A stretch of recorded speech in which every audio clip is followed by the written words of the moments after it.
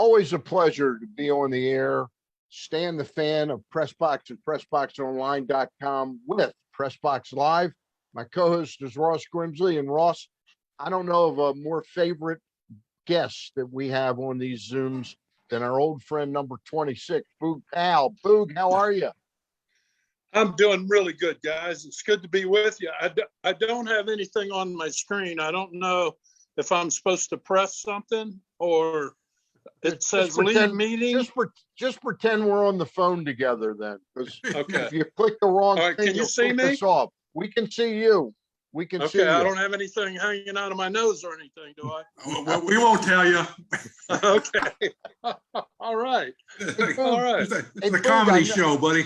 Hey, Boog, I know you text a little bit with my wife, and she showed me this picture of this meringue pie that you baked the other day. Was that, first of all, did you bake that pie? And was that my favorite lemon meringue pie? My granddaughter said, "Hey, Gramps, can you make a key lime pie like you used to?" And I said, "Well, I don't know. My memory's not as good as it used to be, but I'll sure give it a shot." So we got a bunch of limes and squeezed some limes, and we got some sweetened, evaporated, condensed milk, and we got a pie crust, and we got some eggs, and we put it all together, and there was some smiles around. It was really good. You know what you need? You know what you need, Boog, when you're cooking? You need to pull out of your hat those cards that the baseball players use nowadays. Hey, that's not a bad idea, you know? It's called a recipe. It's called a recipe. Yeah. Just have it in your back pocket. Oh, yeah. Yeah. Don't start joking about that. Your cooks and stuff in the restaurants will have that out. You know, it's on TV too. You know, I know that. Man. I had an old friend of mine from Chicago. His late grandmother, when she was in her 90s, was cooking, and she would always, you never knew if she was going to have the sugar or the salt in her baking. So sometimes this thing would look really good, and it had all salt in it, not sugar. Well, you know, this pie had some salt in it. No, salt. Didn't have a lot. But yeah. Okay.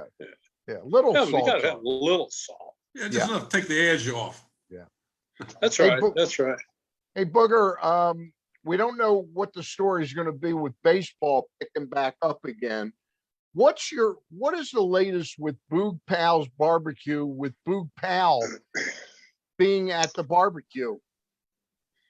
Well, you know, right at this particular time, not knowing what is going to be going on with COVID and all of the mask and no mask and all of those things are probably pretty going to determine, you know, what happens.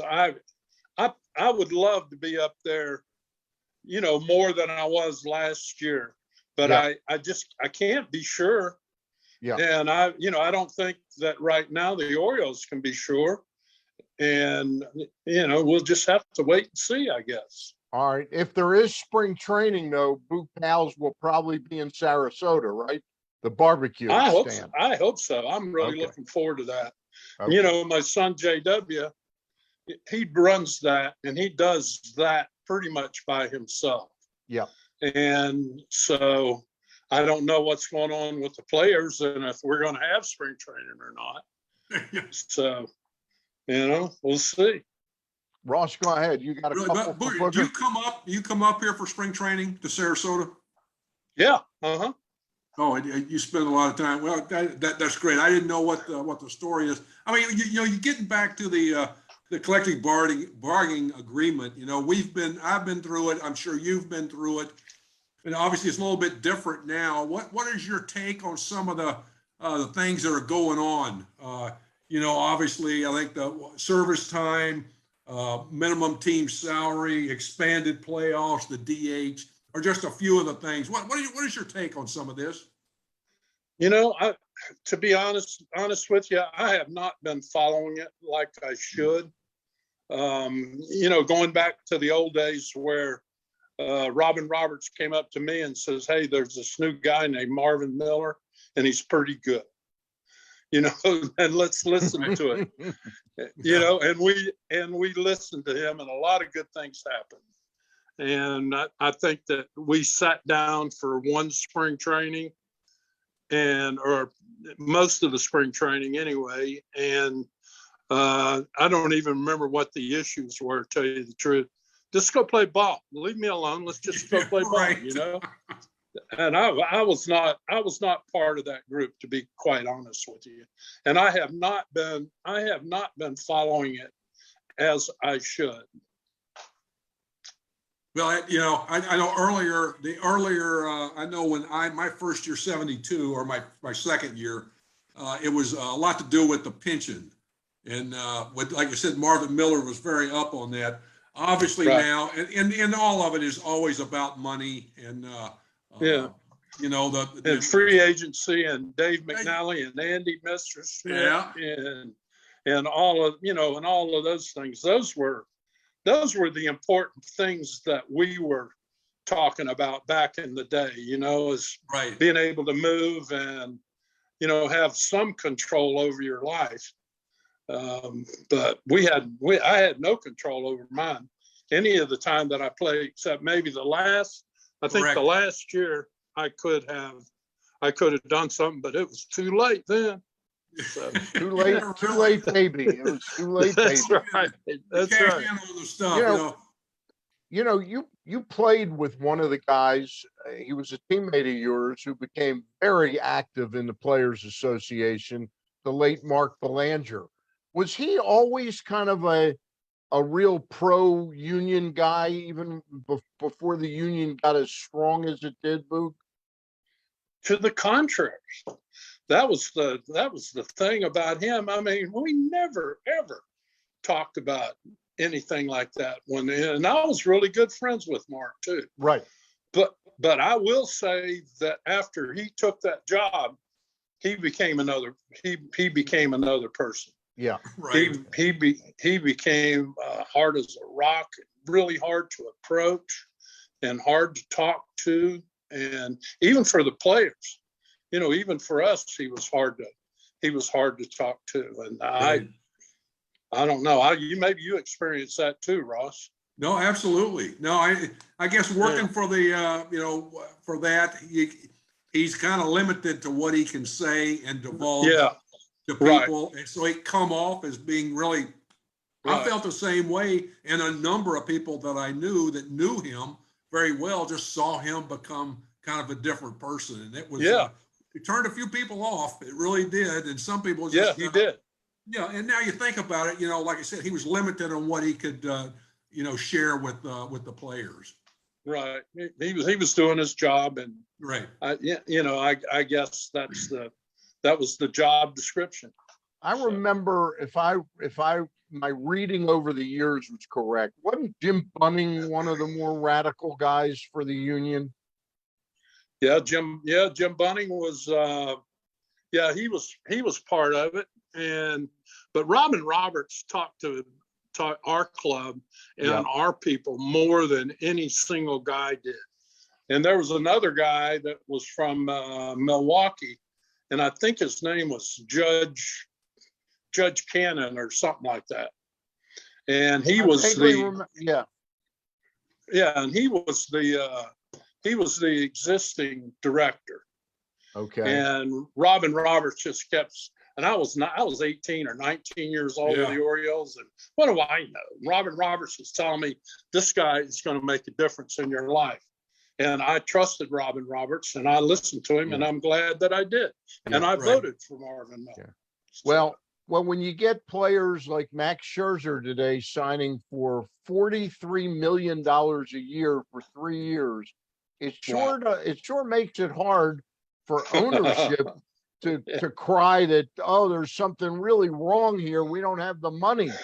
But I think where the rubber hits the road here is a lot of the players that aren't Boog Powell, Frank Robinson, or Brooks Robinson get squeezed at the beginning of their career, that they're kept under the owner's thumb a little too long.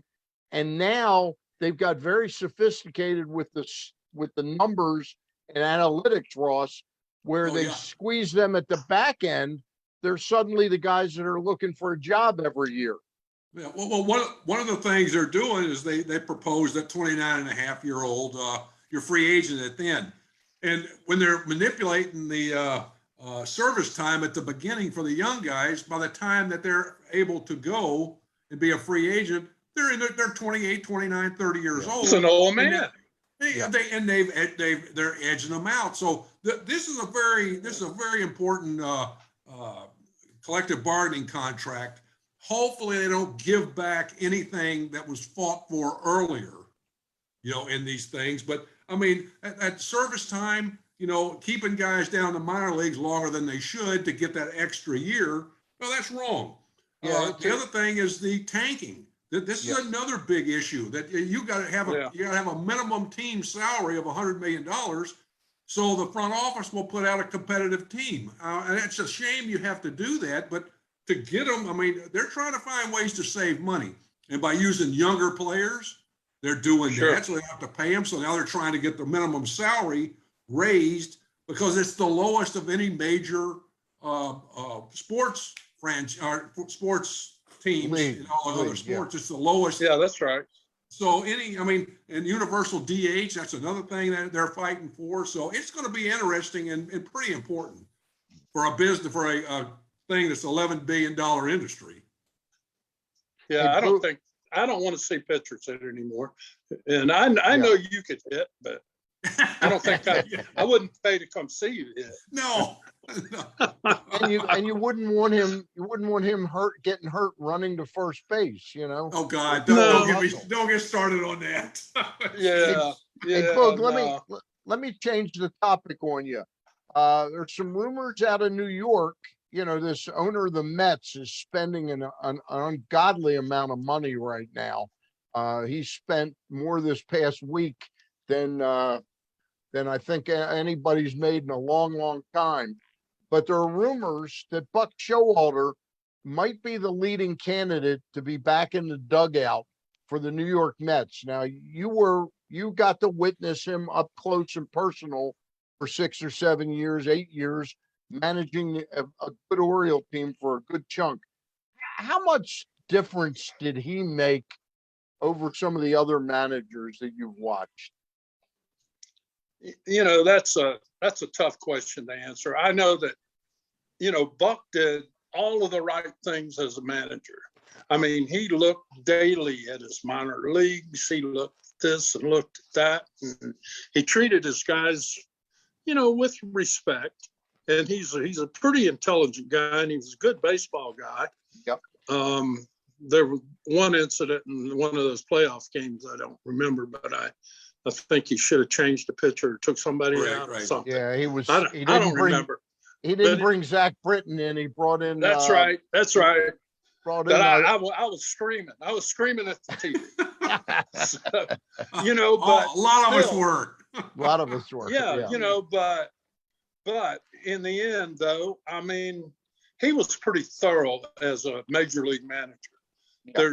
There's no doubt about it, and he's a good major league manager, and he's a perfect fit for New York. He loves the limelight, and he loves to do the Buck Showalter show after the game and all of that stuff. And that's important. That's important, especially in a market like New York. And in New York, he can feed on that anti-Yankee for his fan base. If he is the Mets manager, he'll be the most anti-Yankee guy around, and that'll rouse up that crowd. Yeah. So anyway, it's just I think he would be. I think Buck's a good baseball manager. He's a good baseball man. He's a good man. Period. I like him. I really do. Yeah. And his players like him. So. Well, I think he's going to get another shot there. Ross, you got any thoughts on that? You think he's going to get a shot? I agree. I mean, he's perfect for that environment up there in New York with the media. He's able to. He enjoys being around. The pregame stuff that he does, post game, and he handles. And you know what? The players respond to him. He has success.